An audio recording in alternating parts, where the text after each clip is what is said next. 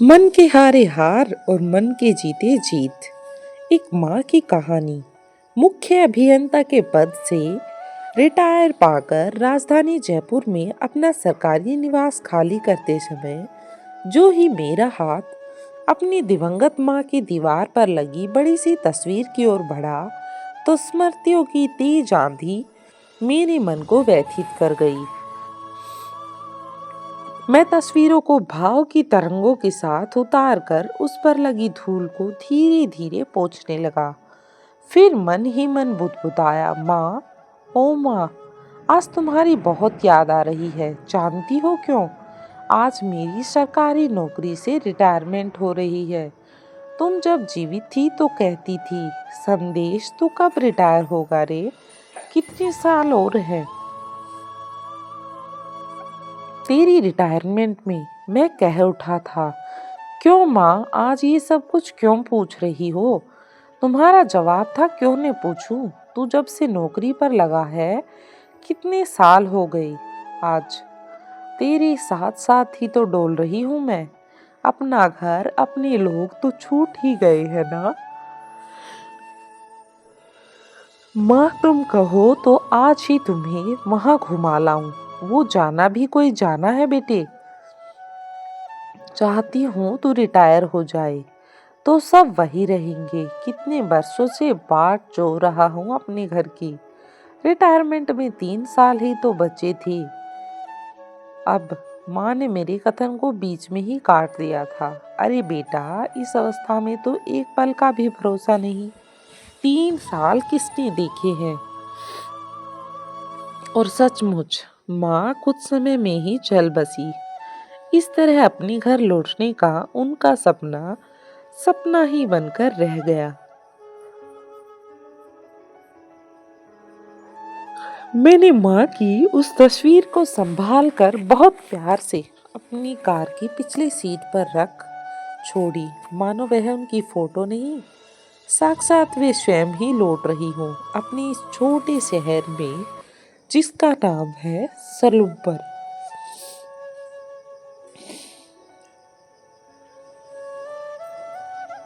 Truck में सारा सामान लदवाकर राजधानी जयपुर से सलूम्बर की ओर परिवार सहित मेरी कार चल पड़ी, जहां जीवन का शेष समय गुजारना था।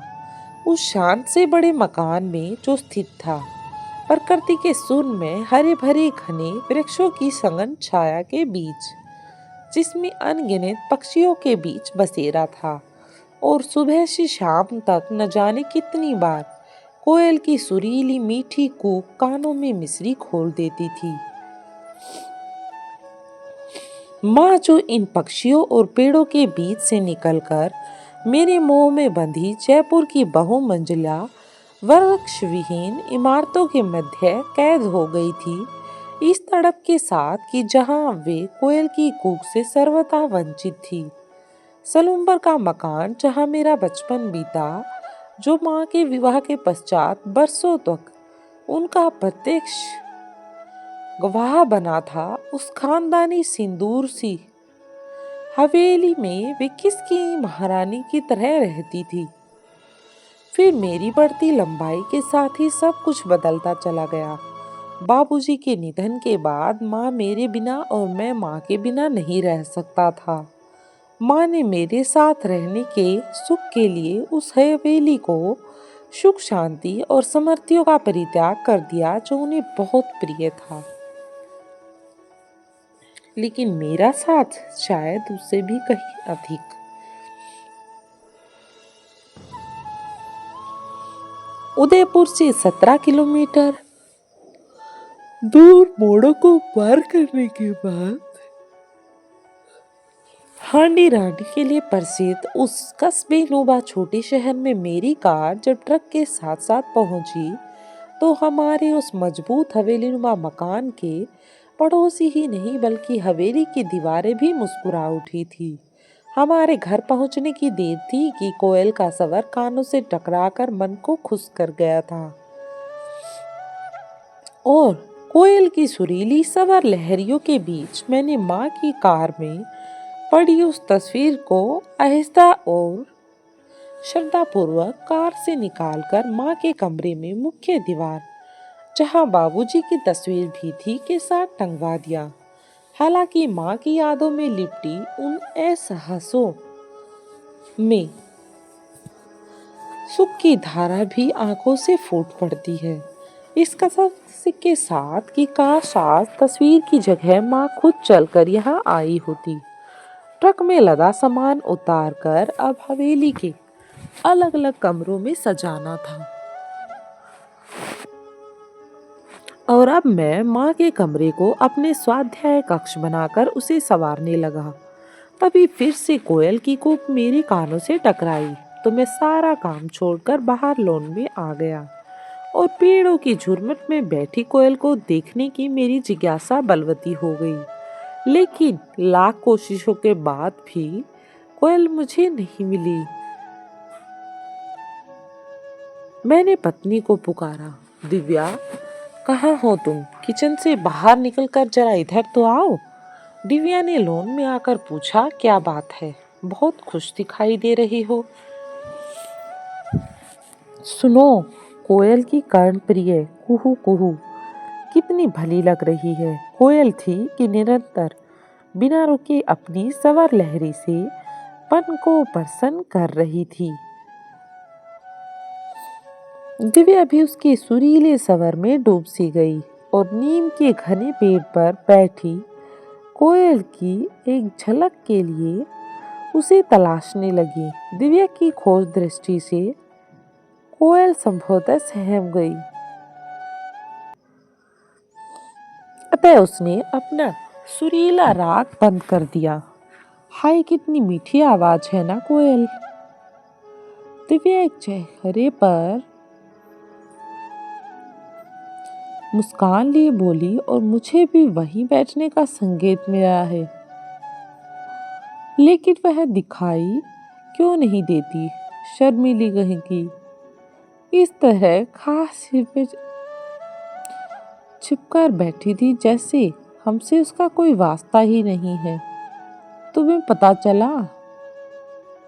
माँ भी कोयल की तरह इसी सवर में लहरों की दीवानी थी।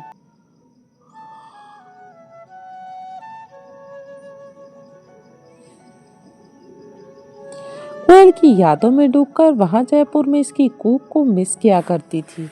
सचमुच कितने रमणीक वातावरण में है ना अपना घर। इतने घने पेड़ों की सरसराहट मन मोह लेती है और उस पर कोयल की यह कूक जीने का आनंद इस घर में बहुगणित हो जाता है। वहाँ जयपुर में इतना शांत वातावरण कहाँ है। 5 सितारा होटल में भी कोयल की यह सवर लवरी और मधुर ताल नहीं सुनाई देगी। रिटायरमेंट के बाद अब आराम की, फुर्सत के और अपने स्वास्थ्य के अतिरिक्त देखभाल के दिन आरंभ हो गए थे। इसके साथ ही समाजोपयोगी कार्यों की ओर भी मेरा ध्यान गया था। सलूम्बर में अधिकांश निकट और दूर के रिश्तेदारों के साथ घनिष्ठता जो पहले भी थी, किंतु सरकारी नौकरी के कारण कमजोर पड़ गई थी,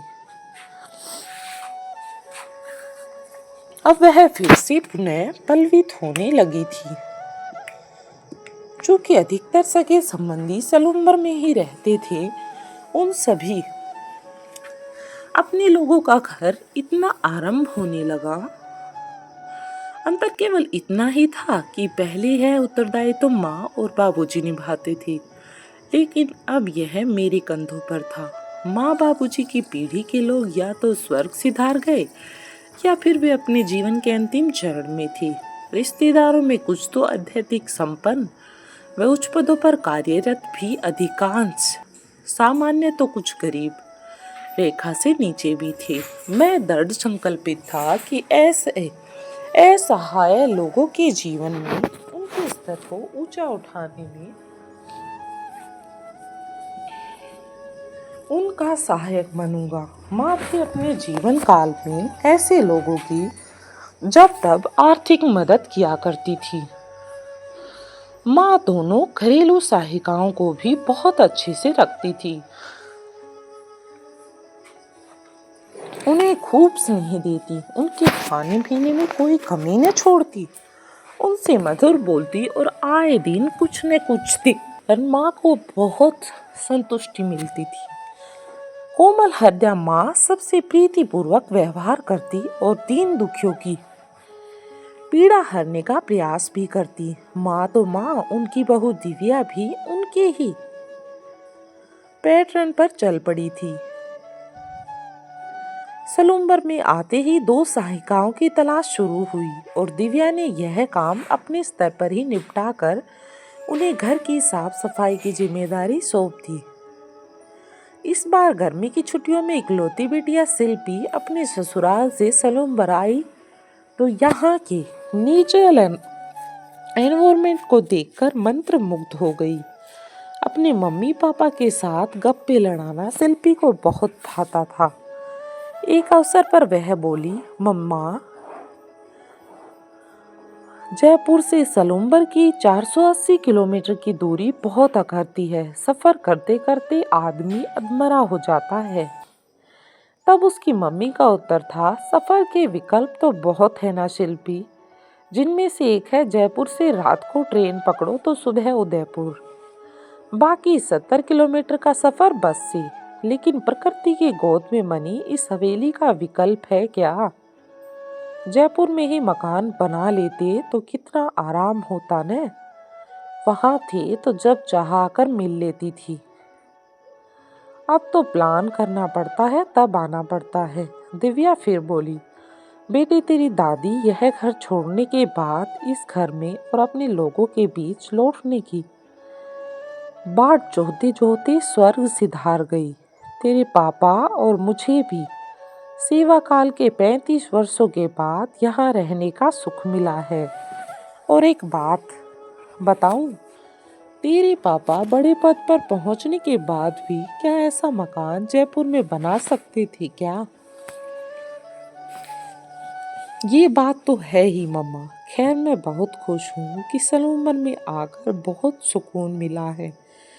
मन को एक अजीब सी शांति मिली है। शिल्पी के कथन पर मैंने एक बात जोड़ी, शिल्पी बेटी, जयपुर से उदयपुर हवाई सफर का विकल्प भी तो है ना, उसे क्यों नहीं ट्राई करती?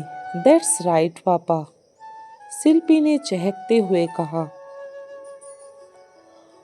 मैंने गंभीरता से एक बात और कही, आदमी सर्विस में शिखर पर पहुंचकर यदि अपनी जड़ों को ही भूल जाए तो ऐसी सर्विस का क्या फायदा?